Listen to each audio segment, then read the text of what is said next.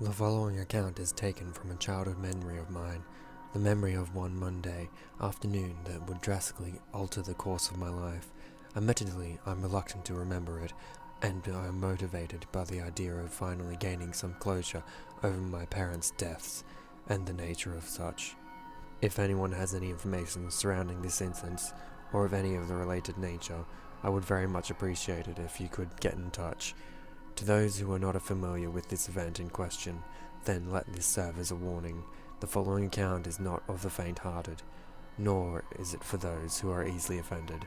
With that, so we begin. When I was around 6 or 7, my grandmother took me to one of her neighbours' yard sales.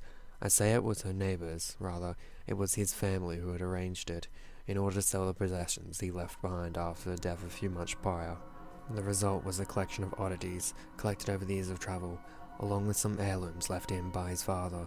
Among these were medals from both World Wars, a pocket watch with a cracked face that had stopped ticking at 3:23, an old photograph complete with wax cylinders that have not been flayed, and a baseball flung through the air of a bygone age. As a child, I was completely uninterested in such things, and instead continued up to the table nearest to the house. It was there that my eye caught the sight of a friendly face, a teddy bear, with eyes of black beads staring back at me, and a cheeky grin sewn into its stuffed face.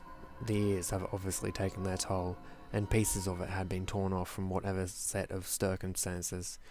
It was what obviously had been an effort to repair the bear. Pieces of other stuffed animals had been stitched onto it and filled the gap of torn away pieces, the different colours making the seams obvious. A single toy rabbit ear hung on the side of its head, while a foot of a dinosaur made up its left leg, along with other bits and pieces of material that I couldn't identify. Needless to say, I had to have it. On the car ride home from my grandmother's, I thought up a name that would haunt me for the next 23 years. Patches. It was nice to have a friend. We went everywhere with each other. Walks, vacations, long car journeys. Neither of us had to have spoken. We merely felt a bond of loving friendship, like you do with your first stuffed animal. His big black eyes and mismatched body parts would always bring me comfort. Only now do I realize why. You see, when you were a kid, you were constantly learning from those around you, friends, family, even strangers. We incorporate their characteristics into our everyday lives, sewing them into our personalities, and, in the end, they are the form of what we grow up to be.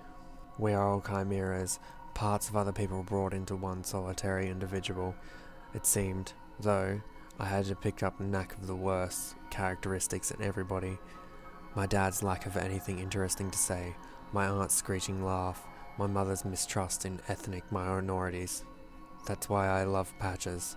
Only he could share this with me. He, too, was a hybrid of all the worst parts. His outside represented my inside.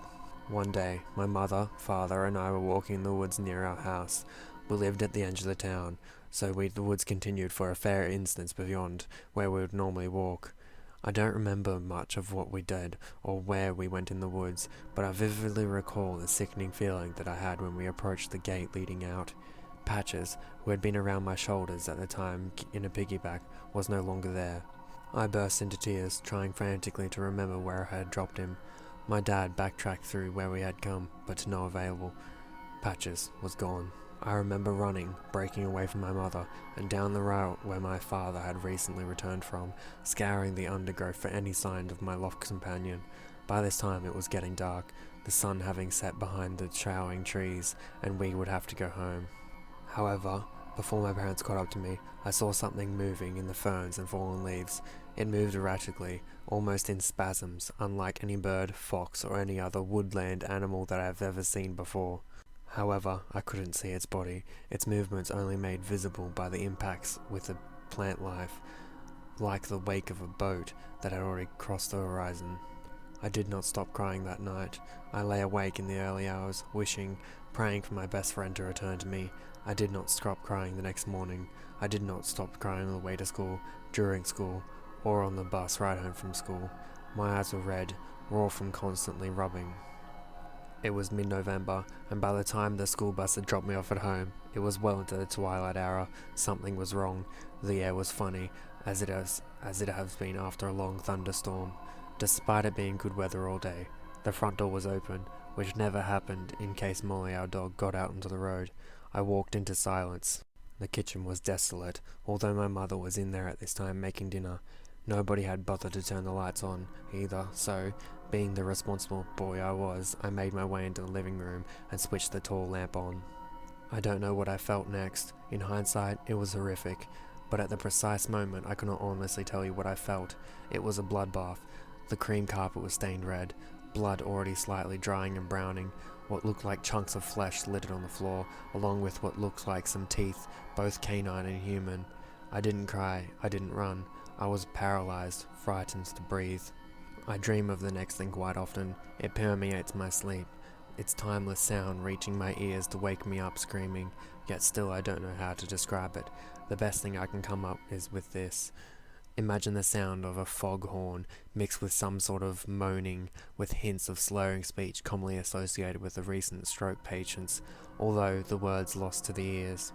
The sound was followed by a dragging noise, and some dull thuds following by wet splats. I didn't know what to do or what to say. All I could do was watch out there as the thing rounded the corner and joined me in the living room. I only glanced at it. That was enough. It stood there, a mess of flesh, bone, and blood. From its head dangled a rabbit's ear, probably from the woods, along with other parts of woodland animals to give the form of some makeshift limbs.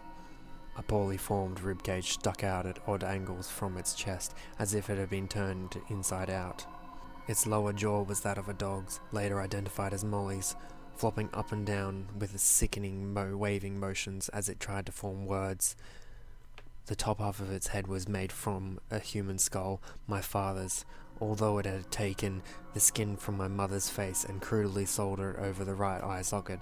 Nestled into face were two black eyes, Molly's eyes. They stared back at me, both in numbing despair and pleading sympathy.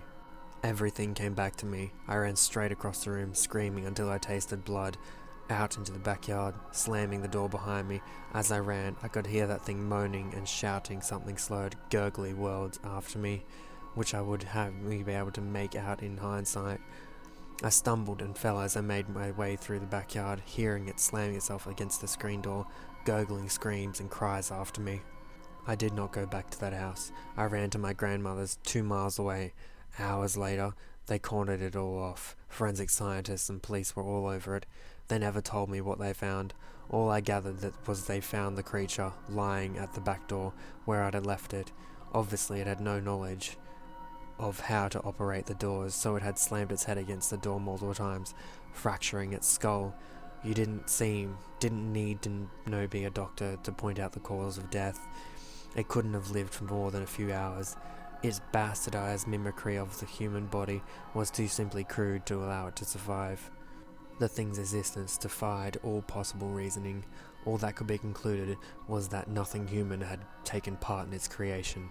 The only piece of evidence found was an object held in the creature's right hand, formed out of half my mother's hand and a badger's clawed paw, a stuffed bear composed of multiple parts, with a bunny ear on its right side of its head, and 2 black eyes staring back.